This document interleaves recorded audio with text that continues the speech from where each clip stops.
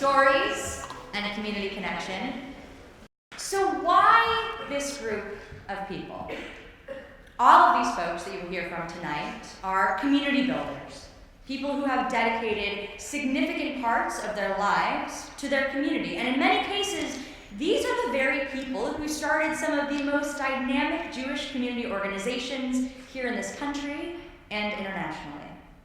The idea behind gathering this particular group of people was inspired by the ironic burden carried by community builders. Although they dedicate their time to connecting people, oftentimes they themselves are so busy taking care of everyone else that they aren't able to prioritize themselves or their personal journey.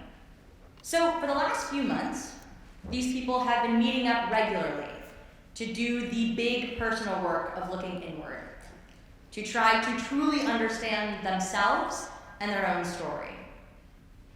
The stories you're about to hear have themes of learning about yourself, asking questions, self-acceptance. It's going to be beautiful, sad, funny, heart-opening, educational, and entertaining. It's going to be a very special night. Some truly amazing things happen when you ask people to tell you who they are in 5 minutes. Just trying to think, what would you say if you came up here? We're going to call on you. No, I'm kidding. We have 2 more speakers left. On this night of storytelling, we are particularly lucky to have this next speaker here with us. Currently a student at the University of Chicago, Eli Reiter is a 3-time winner of the Moth Slam, which is one of the most widely known and respected storytelling competitions in the world. His personal essays have appeared in the New York Times, Washington Post, and Slate, among other outlets. And tonight, he shares a story that, like others you've heard, is about self-discovery, personal growth, and of course, community. Without further ado, your second to final speaker for the night, Eli Reiter.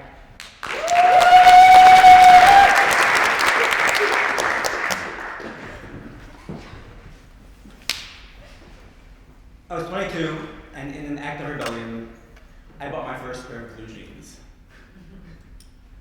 See, my life, unfortunately, was like the movie Annie Hall, where when the guy meets her parents, they're very waspy Americans, and like he's extremely secular, he's like very integrated, and he talks to them.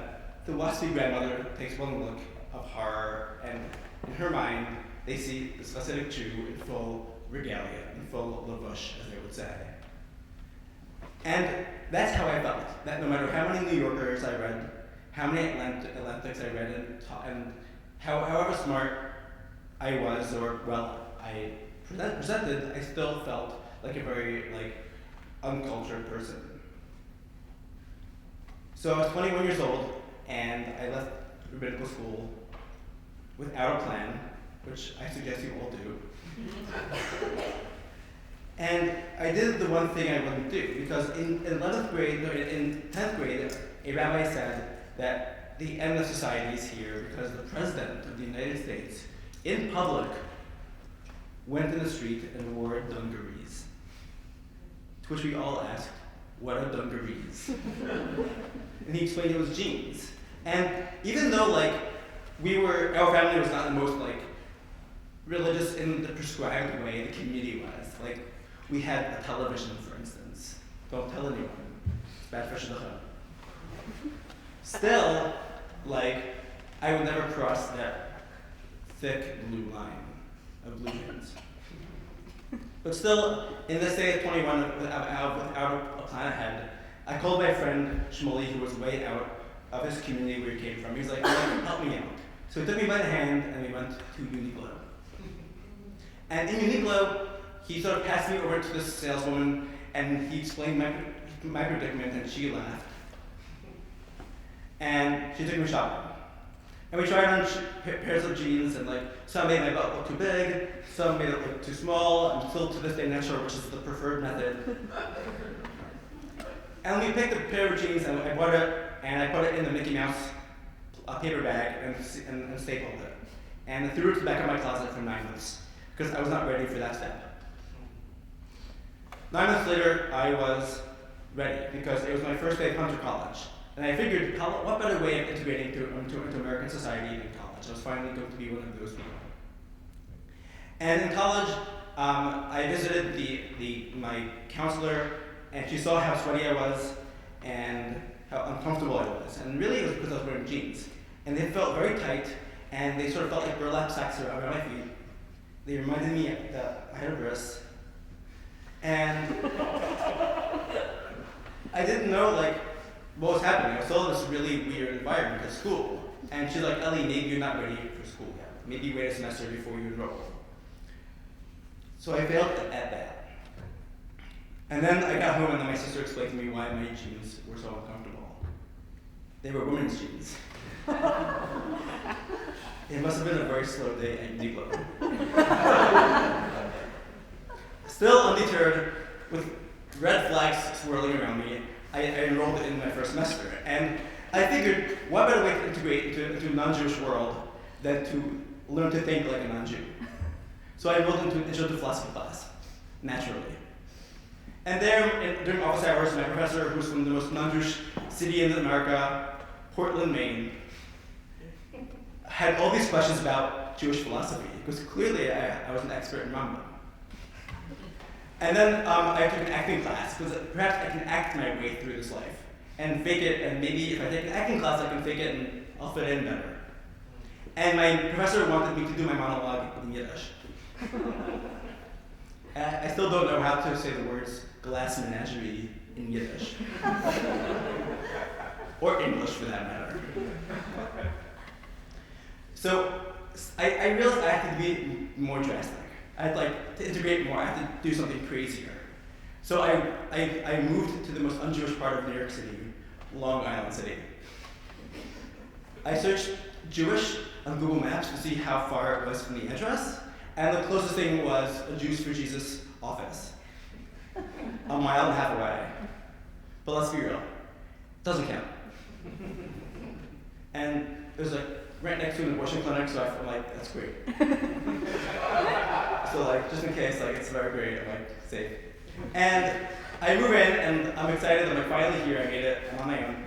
And I walk downstairs in the morning after I move in, looking to overpaying for my hipster espresso that is probably terrible, let's be honest.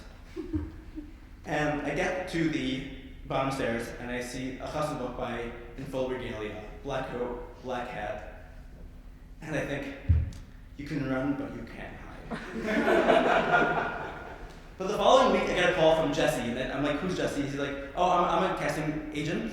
Someone gave you a number. We're trying to cast for some extras for a local television show, for a show on CBS called Person of Interest. And I'm like, okay. Are you free next week? I'm like, I'm free every day of the week. And I played lesson 222 that day. And I got a call the next day. They're like, we liked you. Can you please play lesson number 16 tomorrow? And the answer is yes. And I'm so glad I didn't throw out my black hat. But the truth is, I was talking to a friend of mine a few years after that, and I was talking to him about the themes that I always talk about, just not fitting in. And he challenged me. He's like, why don't you open your own community? And he did that in San Diego. And a year and a half later, I worked up the balls to host an event where I had 15 or so friends from around New York City come together a week before Passover to talk about their least and most favorite Passover customs. We ate falafel, we talked about how much we hated cleaning with toothbrushes and making our kitchens look like spaceships full of foil. And my starting friends talked about how much they loved all the performative aspects of the Seder and how lovely it was. And they were across all different spectrums. Across all Jewish sectarian lines, we had Jews from 4 different boroughs. Holy crap. It was Washingtonites, guys. It's not easy to get to. And as I was walking my friend Becca out, she's like, I should really come to more Jewish events. And at that moment, it didn't matter what I was wearing. Thanks.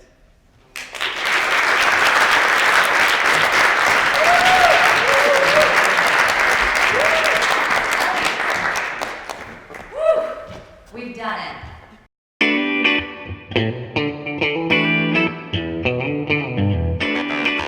Thank you.